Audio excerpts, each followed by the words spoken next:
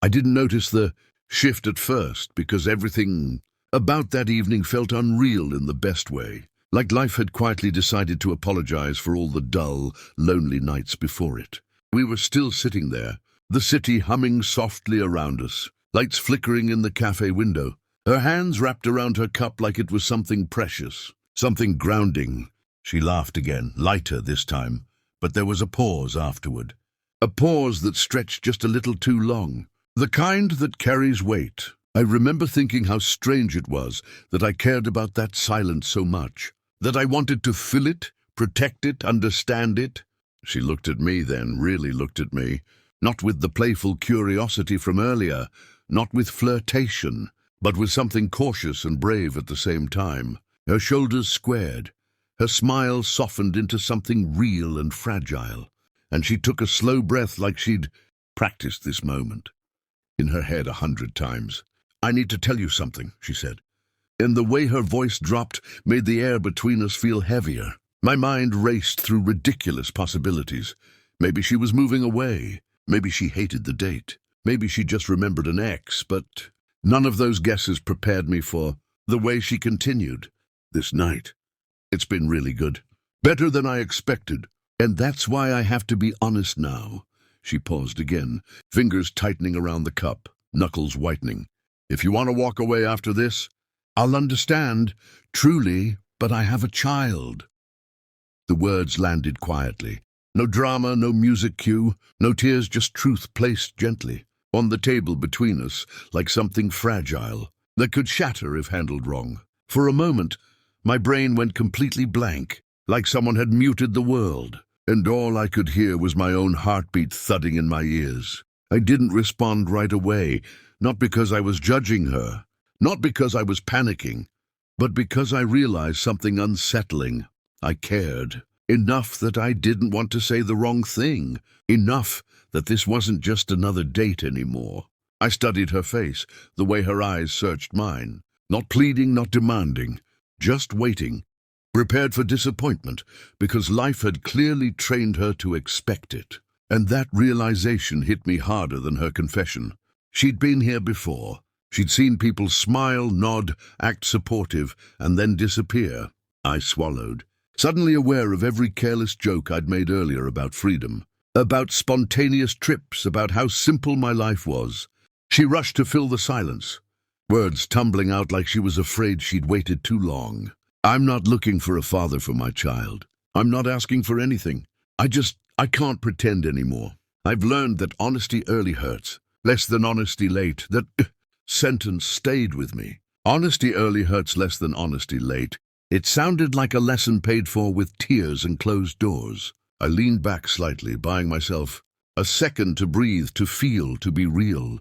Somewhere deep down, I felt that old instinct, the one that whispers about responsibility, about change, about things getting complicated. But louder than that was something unexpected: respect, admiration, and, strangely, relief. Because her honesty made me trust her more, not less. I thought about how rare it was for someone to risk rejection instead of manipulating affection. How rare it was for someone to value my choice enough to give me the full truth. "How old?" I asked gently, and the way her shoulders relaxed just a little told me that question mattered. "4," she said, a tiny smile slipping out before she could stop it. "He thinks dinosaurs are real and that broccoli is a personal insult." I laughed, not out of politeness, but because I could suddenly see it, a small human with her eyes or her stubbornness. And the image didn't scare me the way I'd always assumed it would. The silence returned, but this time it wasn't tense. It was thoughtful, real. I realized then that this moment, this exact pause, was the kind of moment that separates people who are just dating from people who might actually build something. I looked at her and said the only honest thing I could. "I didn't expect this tonight, but I also didn't expect tonight to matter." Her eyes glistened, not with tears, but with surprise. The kind that comes when someone doesn't immediately walk away. The waiter came by oblivious, asking if we wanted dessert, and the normalcy of it almost made me laugh. Life didn't stop for confessions, it just kept going. I said yes to dessert without even looking at the menu. partly because I didn't want the night to end yet, and partly because some part of me was curious about her, about the child she loved enough to risk rejection for, about who I might become if I didn't run. As the waiter left, I glanced at her again and thought about how many people click away from stories right when things get real. And if you're still here, still listening, maybe it's because you understand that moments like this, the honest ones, the uncomfortable ones, are where real stories begin. If you don't want to miss what happens next, if you want to see whether honesty actually leads to something stronger or whether fear wins, make sure you subscribe now, because Chapter 2 takes this night somewhere neither of us expected, and it changes everything. I didn't sleep much after that night, not because anything dramatic happened, but because something quiet had shifted inside me. The kind of shift that doesn't announce itself with noise, but refuses to be ignored.